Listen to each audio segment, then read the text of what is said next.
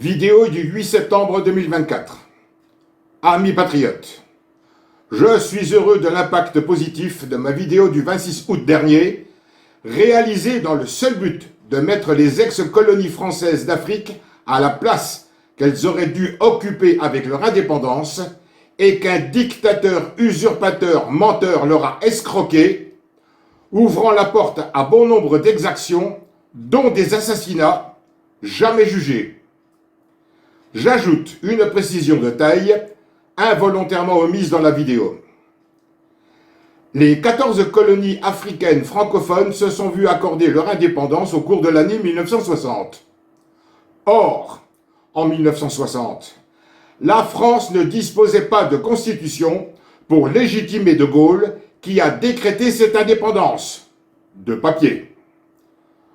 En conséquence, peuple béninois, burkinabé, camerounais, centrafricain, congolais, gabonais, ivoirien, malgache, malien, mauritanien, nigérien, sénégalais, tchadien et togolais, votre indépendance définitivement acquise dépend uniquement de vous et non d'une quelconque autorité française illégitime. Mesurez l'immense portée de cette révélation historique incontestable. Il vous appartient d'utiliser légalement l'outil que j'ai découvert dans les textes officiels non contestables que je vous confie, que je mets à votre disposition.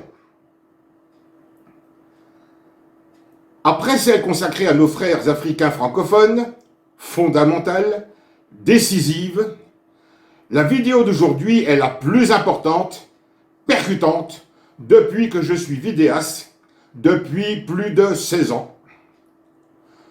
Ce jour, 8 septembre 2024, je m'intéresse au modèle salvateur pour notre pays s'il est suivi, la période 1932-1938 de l'Allemagne du chancelier Adolf Hitler, époque que je mets au grand jour pour la comparer à la situation de la France débutée le 4 octobre 1958.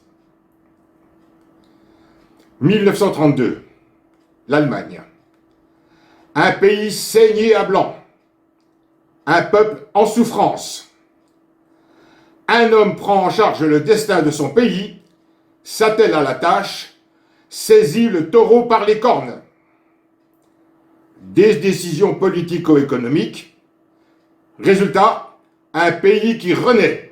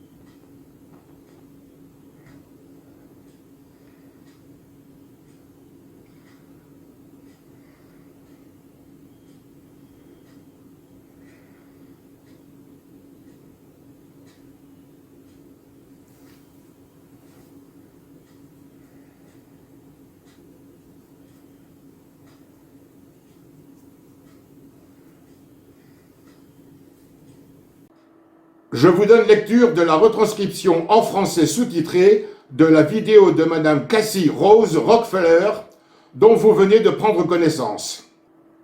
Vous trouverez le texte dont il suffit de faire un arrêt sur image pour en prendre connaissance. Texte de la retranscription de la vidéo de Madame Rockefeller. Hitler contre Rothschild. En 1932, le chômage allemand, 30%, 7 millions de chômeurs. Le peuple allemand est affamé, pauvre et contraint de payer une dette énorme à des puissances étrangères. La Banque centrale allemande est contrôlée par les Rothschild. En 1933, Hitler arrive au pouvoir. Il entreprend immédiatement de restaurer l'économie allemande et de libérer le travailleur allemand du système de la dette. Hitler chasse les Rothschild, retire l'Allemagne de l'étalon or contrôlé par les Rothschild. Hitler émet un nouvel argent sans dette.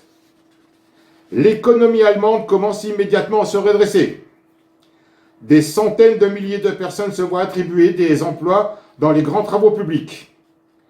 Les Allemands commencent à construire une infrastructure puissante avec un nouveau système monétaire. La société allemande commence à valoriser le travail physique et à le tenir en haute estime. Création de stades et de systèmes de transport de classe mondiale. Les ingénieurs allemands acquièrent une renommée mondiale et les Allemands deviennent leaders dans les domaines de la science et de la santé. Les Allemands remercient Hitler de les avoir libérés de l'esclavage de la dette des Rothschild. Des centaines de milliers de nouvelles maisons modernes sont construites dans toute l'Allemagne. Les Allemands s'enrichissent parce qu'ils ne doivent pas payer d'intérêt à une banque centrale privée. Le nouveau système économique permet aux travailleurs allemands de récolter ce qu'il a semé. Les travailleurs allemands bénéficient des meilleures conditions de travail en Europe et des congés payés accordés par le gouvernement. Pendant ce temps, le reste de l'Europe, asservi par le système de l'argent-dette, souffre d'un taux de chômage très élevé. En 1936, le taux d'approbation d'Hitler atteint 99%. L'Allemagne fait l'expérience d'une véritable liberté économique vis-à-vis des banquiers. En 1938, 99,73% des Autrichiens votent en faveur de l'adhésion à l'Allemagne. Après le vote, Hitler expulse les Rothschild hors de l'Autriche également. Les Rothschild partis. L'économie de l'Autriche se rétablit instantanément elle aussi. Les Allemands aiment Hitler car il les a fait passer en premier et s'est opposé aux banquiers. Les Rothschild détestent Hitler parce que l'économie allemande est libre et hors de l'emprise de l'esclavage de la dette. Les Rothschild n'ont plus qu'une seule possibilité pour affecter le nouveau système économique: la guerre.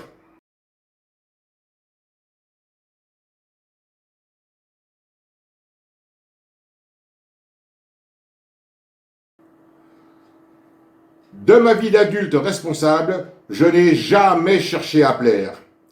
Juste à être efficace. C'est mon hygiène de vie, ma façon d'être. Je ne fais pas ici l'éloge du national-socialisme, du nazisme. J'en suis d'ailleurs un ennemi juré. Et ce qui se passe en Ukraine n'est pas fait pour me réconcilier avec cette doctrine funeste.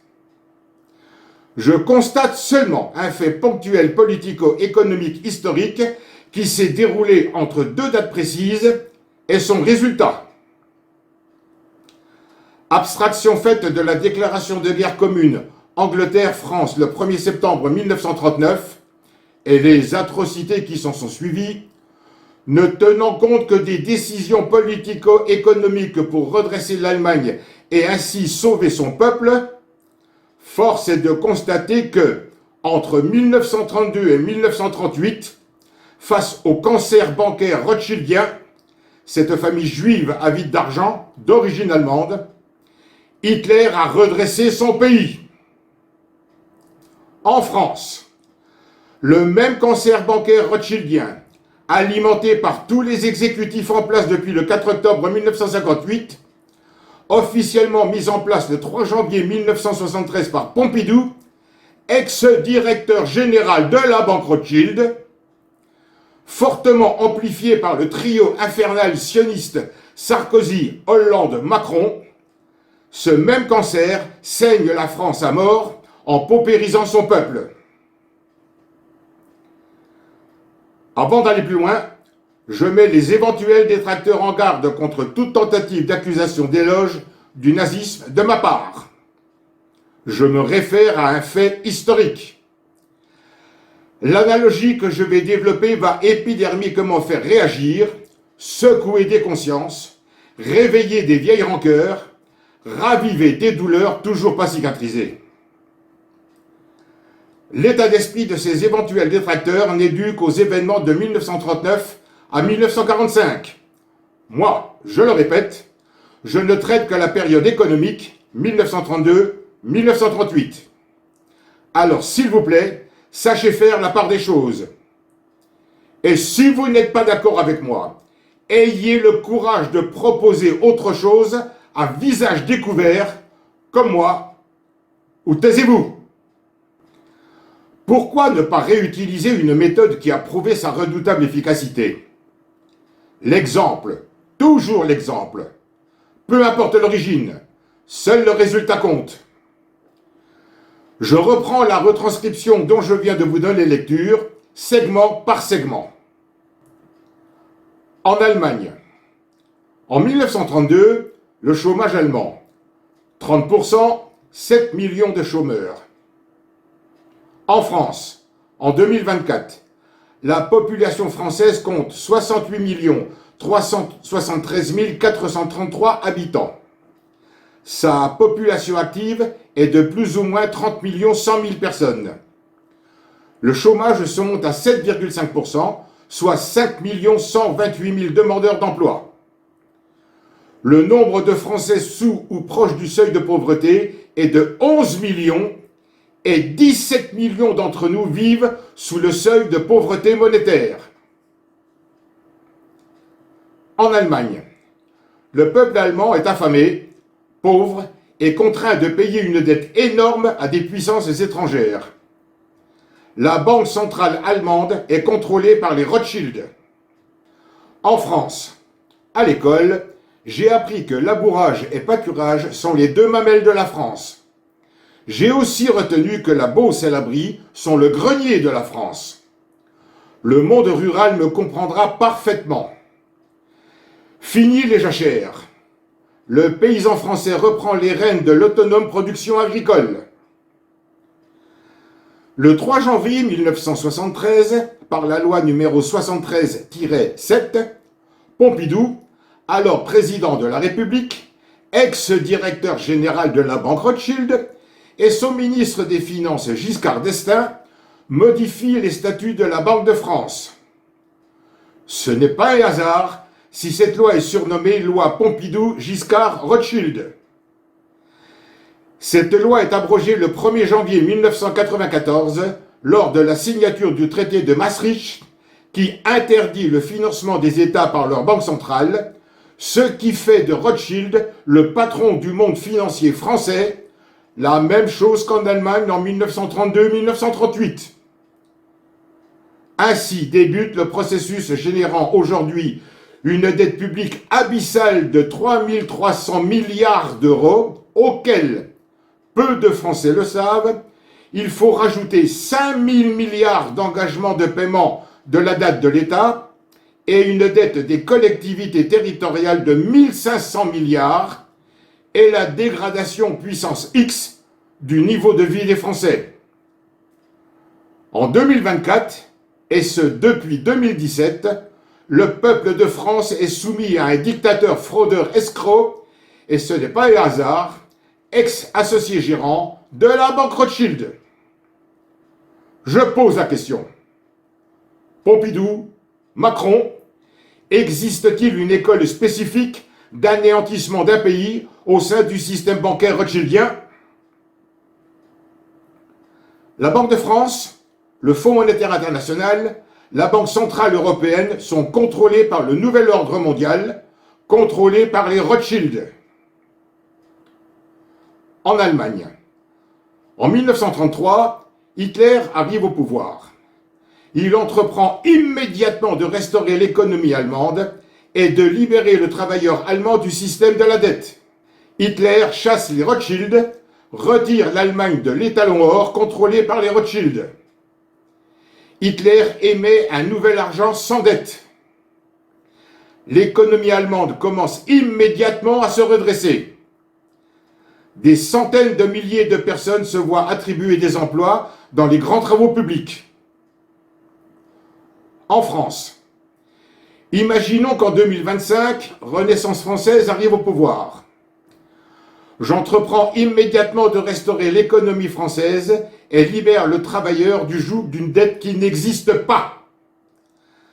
La France n'ayant jamais été partie prenante dans l'Union européenne, je l'ai déjà expliqué à maintes reprises, elle explique une nouvelle fois plus loin, retour au franc.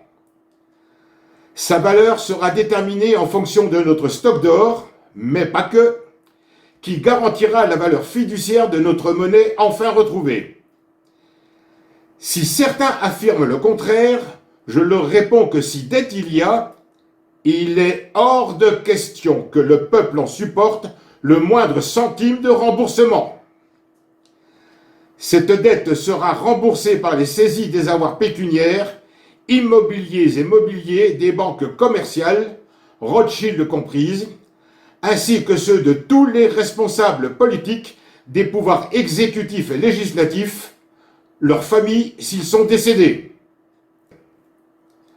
J'ai tous les noms des présidents, premiers ministres, ministres, secrétaires d'État, députés, sénateurs impliqués dans ce désastre financier. Il n'y a pas de prescription pour le vol, détournement des fonds du Trésor de la Nation, de l'argent des Français. La bourse est dissoute. Le CAC 40 disparaît. Fini les fortunes bâties sur la spéculation que j'appelle de l'argent de feignants. Le réseau bancaire commercial existant est débaptisé, nationalisé, pour devenir le réseau de la Banque de France. Les facilités de paiement par carte bancaire sont maintenues, mais l'argent liquide, le cash, reprend cours. Un nouveau type de financement des entreprises voit le jour, sous couvert d'un système où les notaires entrent en lice. Ils auront fort à faire, j'en suis sûr. En Allemagne, les Allemands commencent à construire une infrastructure puissante avec un nouveau système monétaire. La société allemande commence à valoriser le travail physique et à le tenir en haute estime. Création de stades et de systèmes de transport de classe mondiale.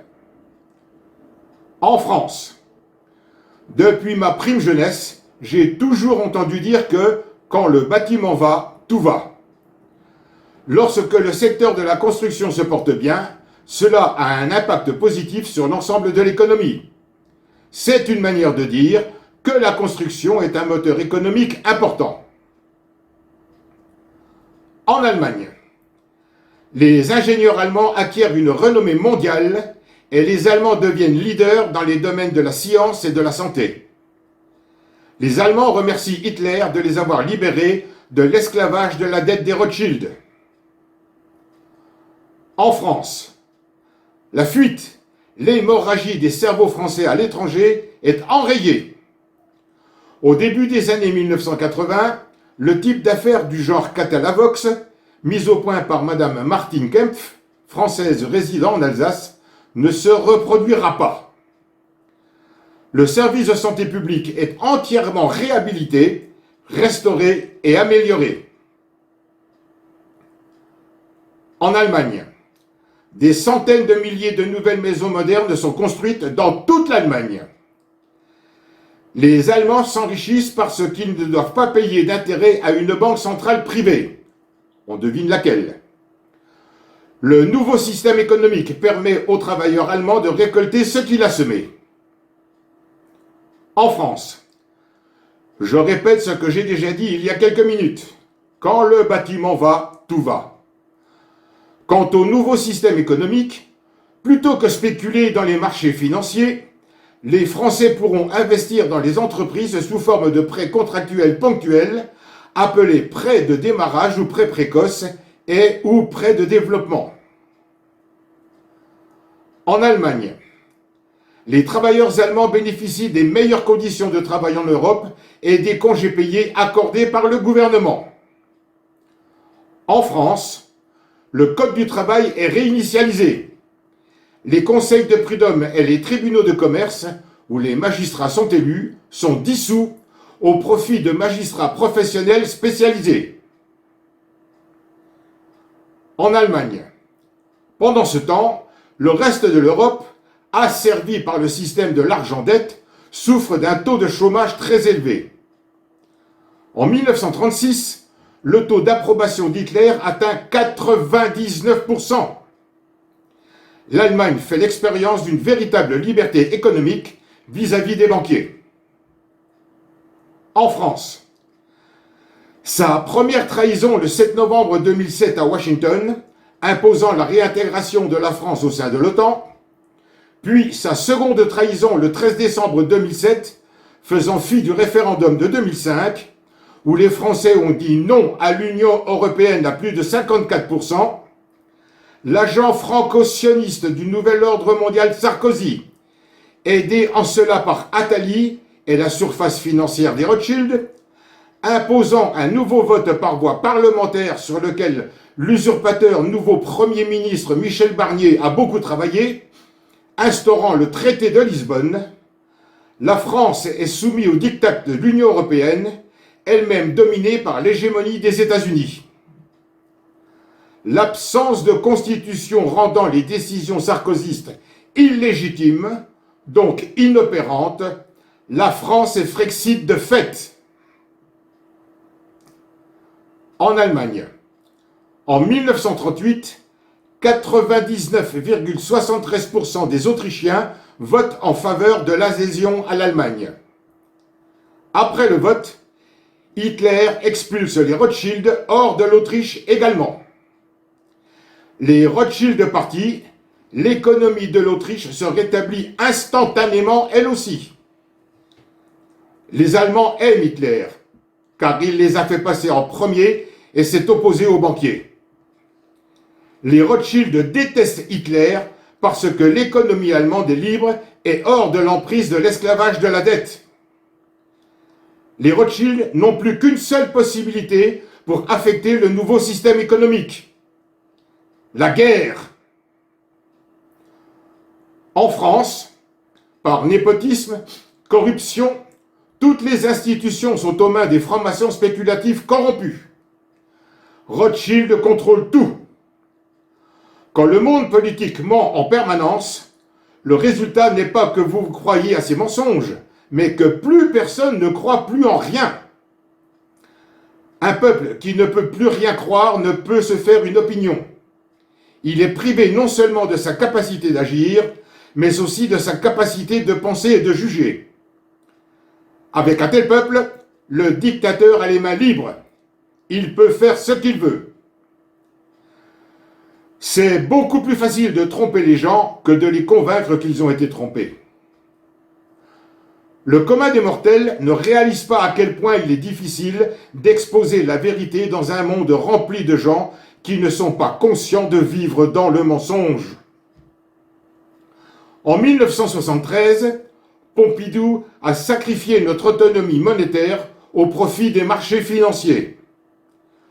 En 2007, avec la réintégration de la France au sein de l'OTAN et le traité de Lisbonne, Sarkozy nous a entraînés dans une spirale européenne désastreuse. Hollande et Macron se sont fait des complices de Sarkozy dans notre descente aux enfers. Je le dis comme je le pense. Les dirigeants européens, français inclus, l'Union européenne, avec la complicité de la Commission européenne corrompue jusque dans ses gènes, ont œuvré pour concocter 4 monstruosités humanitaires. Premièrement, une crise sanitaire imaginaire dont la Commission du Sénat français vient de reconnaître les faits, ce qui ne ressuscitera pas nos chers disparus. Les criminels du nouvel ordre mondial réitèrent aujourd'hui avec la variole du singe. Curieux toutefois que nous n'en ayons pas entendu parler durant les Jeux paralympiques. J'ai une pensée attristée et révoltée pour cet homme qui se rendait au chevet de son père mourant et qu'un gendarme de l'île de Ré a interdit le passage, le privant autoritairement et inhumainement des derniers instants de son papa. Deuxièmement, une crise énergétique qui est en train d'être montée de toutes pièces. Troisièmement, une crise alimentaire qui pointe à l'horizon. Quatrièmement, une crise politique majeure avec la réaction de l'oligarchie franc-maçonne en pleine déroute qui use de la force armée pour la réprimer. La seule issue pour ces criminels de tenter d'échapper à leur monstruosité est celle utilisée par Rothschild en 1939. La guerre, c'est-à-dire diluer leur abomination dans un conflit mondial, sans oublier naturellement de s'enrichir au passage. Il n'y aura pas une seule excuse qui ne tiendra le jour du jugement devant un Nuremberg II. Un philosophe un jour a dit « Prépares-tu l'avenir pour 1 an, sème du grain. Pour 10 ans, plante un arbre. Pour 100 ans, éduque ton peuple. Sans prétention aucune, j'ajoute, pratique une saine politique de la famille qui exclut les LGBT. Éduquer ses enfants dans le respect évite à la société de devoir punir plus tard les adultes qu'ils seront devenus. » Dans ma jeunesse, on m'a appris beaucoup de choses. Aujourd'hui, à l'automne de ma vie, je me rends compte qu'on m'a surtout beaucoup menti. Personnellement, je n'écoute quasiment plus ce que disent les gens. Je regarde juste ce qu'ils font. Le comportement ne ment jamais. Renaissance française présente son plan pour que la logique de guerre ne se reproduise plus.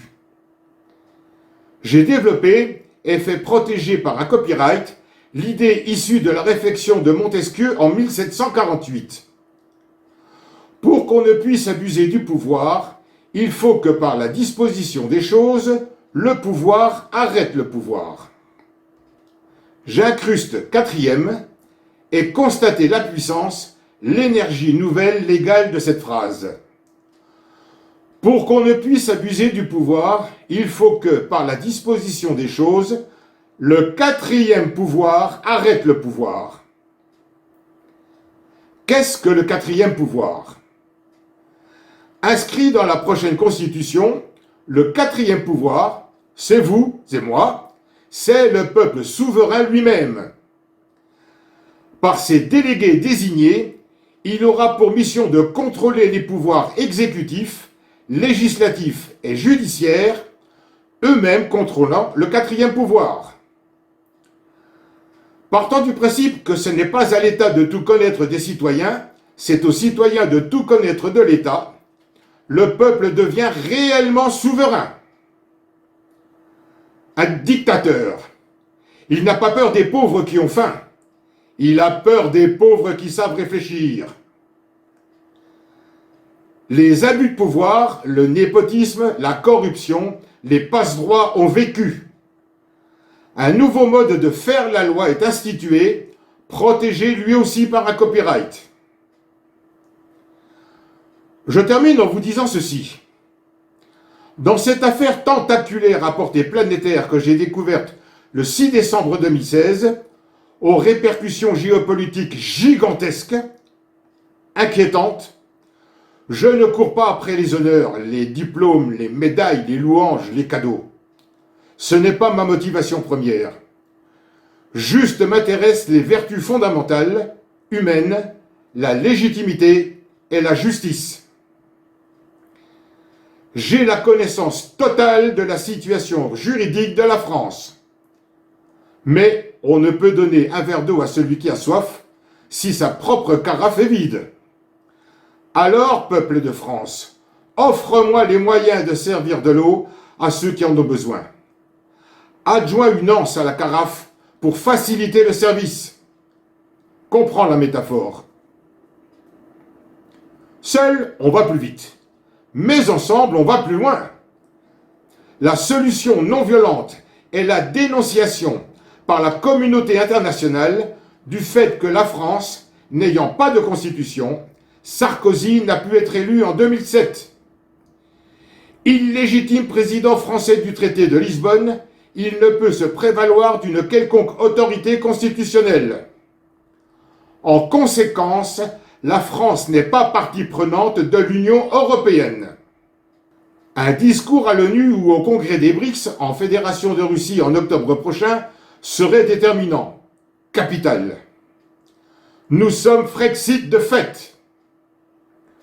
Totalement isolée, non violente, je le répète, c'est la fin programmée de Macron. Aux yeux du monde entier, les cancres francs-maçons spéculatifs corrompus français portent le bonnet d'âne de l'infamie. Par effet domino, l'arrogance précédant la ruine, l'orgueil précédant la chute, c'est l'ensemble de l'Union européenne dépravée qui s'effondre. C'est la fin du conflit russo-ukrainien, la fin de l'hégémonie impérialiste de l'administration socialiste américaine de Biden-Harris, la fin du règne du dollar. C'est le moment de présentation de la facture globale. Citant une nouvelle fois Montesquieu. Pour faire de grandes choses, il ne faut pas être au-dessus des hommes. Il faut être avec eux. Les BRICS montrent la voie d'un nouveau paradigme. Quand le mal a toutes les audaces, il faut que le bien ait tous les courages. Je rappelle ce que j'ai dit il y a quelques minutes. Il n'y aura pas une seule excuse qui ne tiendra le jour du jugement des criminels du nouvel ordre mondial, de l'État profond. À très bientôt.